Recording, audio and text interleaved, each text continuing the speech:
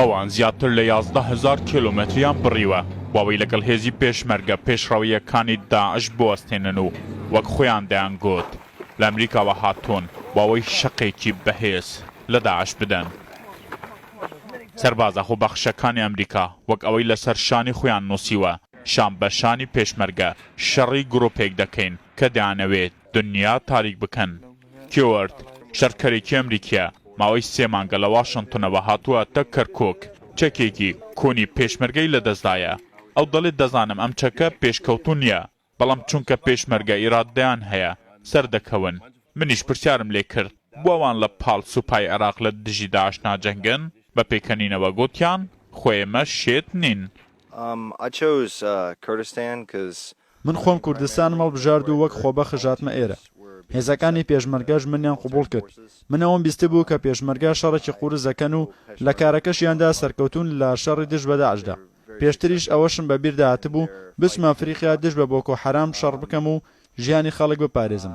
بەڵام دوجار کوردستانم هەڵبژارد و لێرەش ئاسوودەم وەک خۆبەخشێک پەیوەندیم بەم هێزەوە کردووە.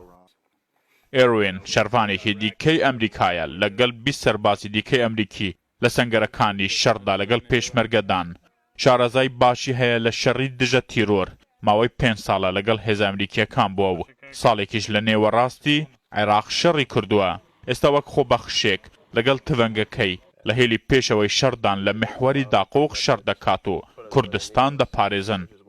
ئەو دەڵێ بۆ ماوەی 6 مانگ هاتبووم و بگەڕێمەوە بەڵام کە داعشم بینی ئێدی بریارم داوە تا وەکو داعش لە نێو ببین لێرە بجەنگم.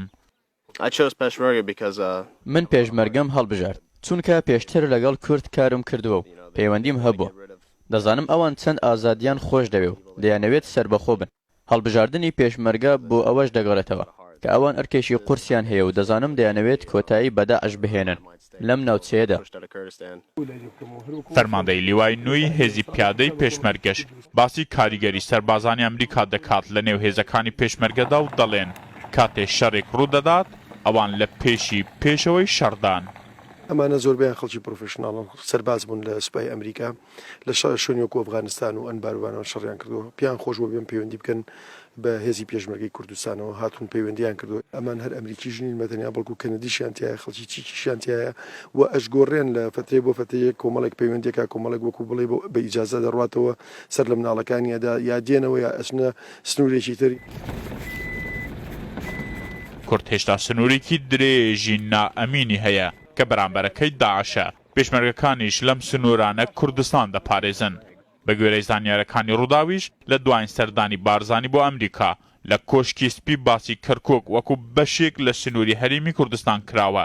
ئێستاش شەروانانی ئەمریکا هەر لەو سنوورە بۆ کورد شەڕ دەکەن. ئەم هێلە ئاسنیە تا ئەستەمبول و لەوێشەوە بوو گەلێک دەوڵەتانی دیکە لقی لێ دەبێتەوە بەڵام ئێرە سنووری کورد و شەروانانی ئەمریکانە.